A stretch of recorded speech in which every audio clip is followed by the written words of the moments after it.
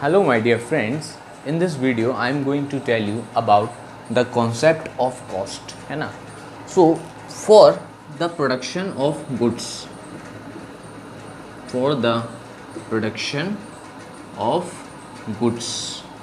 that means for output, we need something input, है ना. Output यानी कि अगर हमें प्रोडक्शन करना है तो उसके लिए हमें कुछ ना कुछ इनपुट चाहिए. अब इनपुट्स हमारे क्या क्या हो सकते हैं, ठीक है. इनपुट हमारे दो टाइप से हो सकते हैं.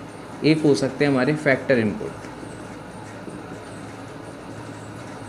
और दूसरे हैं on the other hand we need non factor input.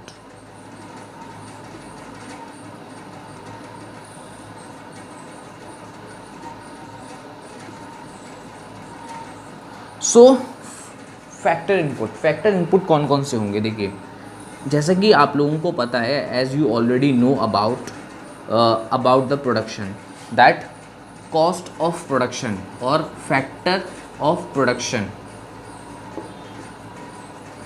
4 factor of production are there, that is the land, the labor, capital and the entrepreneur. These all are the factor inputs. Okay, so land, labor, capital and entrepreneur. So whatever the land we required for the production, है ना, are come under the category of factor input, right? On the other hand, labor, without labor we cannot do production. So labor is also a very important thing and it is also come under the category of input, factor input. Next one is capital, है ना. Without capital we cannot start anything, we cannot start even business. And the last one is entrepreneur, है ना. तो as you all know that without manage we need someone, है ना, to manage all the activities of the business. So that is why we need entrepreneur, है ना. So these are all the factor inputs that we need for the production of goods. On the other hand, we have non-factor input. So non-factor input, the best example of non-factor inputs are raw material. So the question may arise in your mind, what is cost now? What do you understand by the term cost? So let me tell you the meaning of cost. The expenditure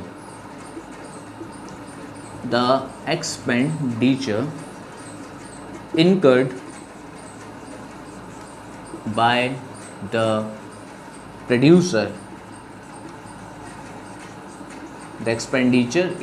the producer, for production of good, for the production of goods. That is the best example of cost, best definition of cost. ठीक है. तो वो खर्चा जो किसके द्वारा करा जाता है, प्रोड्यूसर के द्वारा किया जाता है ना, क्या करने के लिए, प्रोडक्शन करने के लिए, है ना. तो दैट इज़ कॉस्ट. अगर आप चाहें तो यहाँ पर और एक्स्ट्रा ऐड कर सकते हैं, है ना. The factor and non factor expenditure incurred by the producer for the production of goods, that is the cost. Now let me tell you about the type of cost.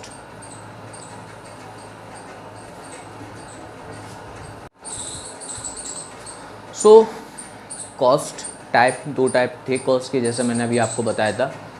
One is the explicit cost and other one is the implicit cost. ठीक है. सो देखिए, जो inputs हैं, या तो हम अपने self used input use कर सकते हैं, मतलब सेल्फ ओन इनपुट, और दूसरी तरफ जो इनपुट है हम मार्केट से परचेज़ कर सकते हैं. ठीक है. तो मैं यहाँ पर इनपुट की बात कर रहा हूँ. इनपुट, अगर मुझे प्रोडक्शन करना है तो प्रोडक्शन करने के लिए क्या चाहिए, इनपुट्स चाहिए. ठीक है. अच्छा, अब मैं इनपुट को क्या है, या तो मार्केट से परचेज़ कर सकता हूँ या वो मेरे खुद के इनपुट हो सकते हैं. ठीक है. तो यहाँ पर मैं इनपुट को 2 पार्ट में कैटेगराइज कर रहा हूँ और उसी हिसाब से हमारी जो कॉस्ट है वो भी कैटेगराइज होगी. बात करते हैं इनपुट की. ठीक है. तो या तो हो सकता है मेरा सेल्फ ओन्ड इनपुट, ठीक है, और हो सकता है परचेज फ्रॉम द मार्केट और purchase from the market.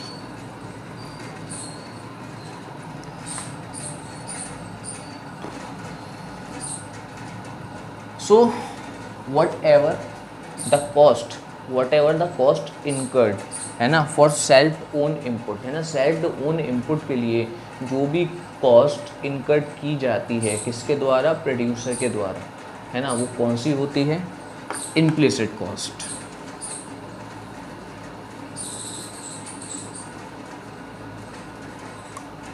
Okay, on the other hand अगर मुझे इनपुट चाहिए, और इनपुट मुझे कहाँ से परचेज़ करने पड़ते हैं, मार्केट से परचेज़ करने पड़ते हैं, है ना, तो उसके अंदर जो कॉस्ट होती है, उसके अंदर जो एक्सपेंडिचर होता है ना, उसको हम कौन सा एक्सपेंडिचर कहते हैं, एक्सप्लिसिट एक्सपेंडिचर, यानी कि explicit cost.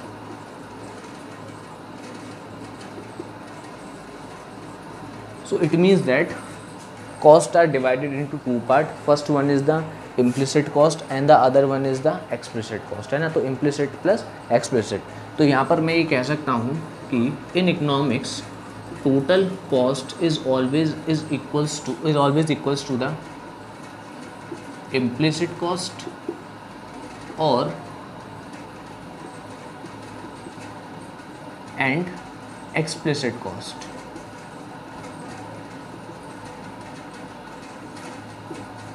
Without implicit and explicit we cannot express or we cannot define cost, ठीक है। तो ये यहाँ पर दो टाइप की हैं। अब बात करते हैं इनके एग्जाम्पल की। आप कैसे समझेंगे कि कौन सी कॉस्ट इम्प्लिसिट है एंड कौन सी कॉस्ट एक्सप्लिसिट है, ठीक है। Using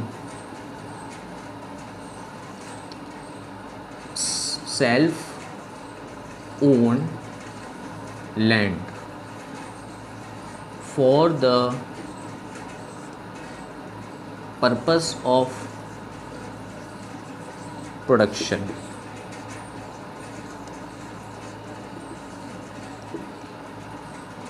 hiring labor from market, है ना। On the other hand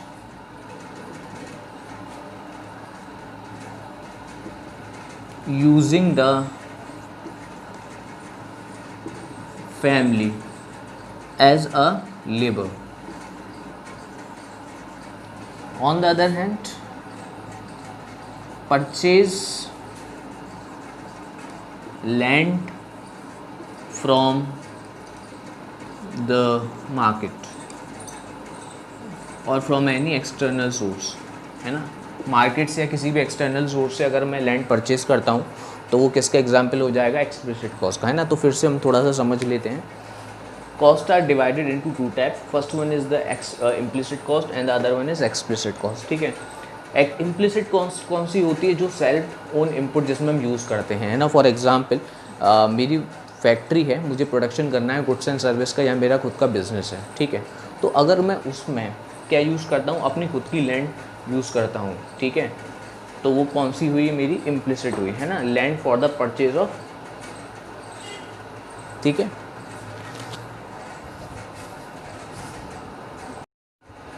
so implicit cost and explicit cost, ठीक है ना। तो इम्प्लिसिट कॉस्ट में सेल्फ ओन इनपुट यानी मेरे खुद के इनपुट, है ना, और अगर मैं इनपुट परचेस करूं मार्केट से, है ना, तो वो किसका एग्जांपल हुआ, आपका एक्सप्लिसिट इनपुट का, ठीक है। तो इसकी डेफिनेशन भी हम यहीं से एक्सट्रैक्ट कर सकते हैं, है ना। Expenditure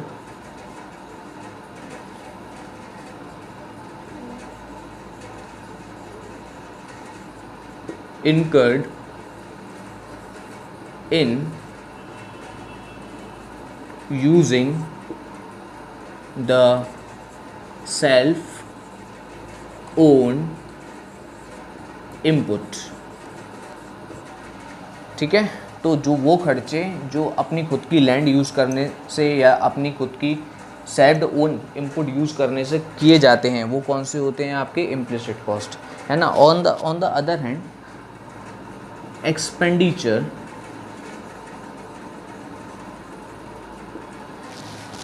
incurred on the purchase of input from the market,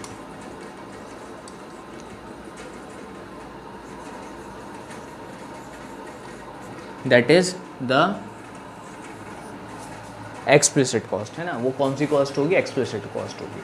तो these are the two types of cost, है ना, on the basis of input.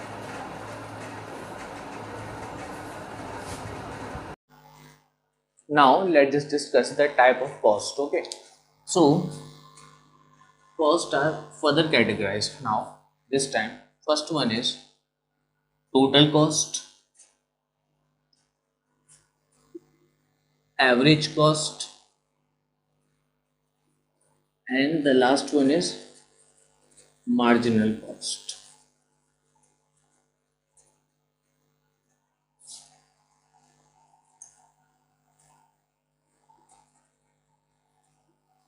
So total cost are of three types: total fixed cost, total variable cost, and total cost. Average cost, on the other hand, is also further categorized into three parts. First one is the average cost, total average cost, fixed cost, average, fixed cost, and average variable cost. Okay, the sum of total fixed cost and total variable cost is always equals to total cost, and on the other hand the summation of and the total of average fixed cost plus average variable cost is always equals to the average cost. ठीक है, तो यहाँ पर हम ये कह सकते हैं सिंपली, अगर आपसे कोई पूछा जाए कि कॉस्ट क्या है, यानी कि कॉस्ट कितने टाइप की है यहाँ पर, तो मैं ये कह सकता हूँ पहली है आपकी fixed cost and the other one is variable cost. ठीक है, and fixed and variable cost को मिला के क्या बनता है बच्चों, टोटल कॉस्ट. ठीक है, मैंने कैटेगराइज इसलिए कर दिया ताकि आप लोगों को इजीली समझ में आ जाए, है ना. कॉस्ट को हम यहाँ पर तीन पार्ट से देख सकते हैं. पहला हम कहेंगे इसको टोटल कॉस्ट. टोटल कॉस्ट के बाद ये टोटल दूसरी कॉस्ट होती है जिसको हम कह रहे हैं total fix cost. Total cost तीसरी थर्ड टाइप की जो है उसका नाम है total variable cost. Average cost भी इसी प्रकार से तीन टाइप की, average cost, average fix cost and average variable cost, है ना. और तीसरा कैटेगराइजेशन था हमारा मार्जिनल कॉस्ट. ठीक है, इसके अलावा मैं आप लोगों को बताना चाहता हूँ कि जो भी कॉस्ट हम यहाँ पर पढ़ रहे हैं, है ना, ये कौन सी कॉस्ट है, short run production cost.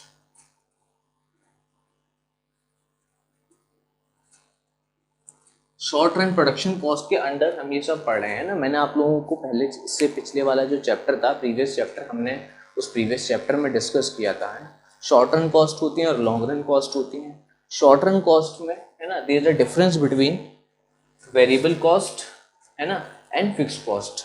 On the other hand अगर मैं लॉन्ग रन प्रोडक्शन फंक्शन की बात करूँगा तो लॉन्ग रन प्रोडक्शन फंक्शन में फिक्स्ड कॉस्ट जैसा कोई शब्द नहीं होता है, यानी कि उसमें सिर्फ वेरिएबल कॉस्ट होती है ना. तो जो भी कॉस्ट हम पढ़ रहे हैं, यानी जो हमारे सिलेबस में है, वो आपका शॉर्ट रन प्रोडक्शन फंक्शन से इंस्पायर्ड है पूरा, मतलब वही आपका टॉपिक, यानी कि वही सिलेबस. ठीक है, इसके अलावा अगर दो टर्म्स और हैं, है ना, जो ऑफन कंफ्यूज करते हैं हमें, है ना.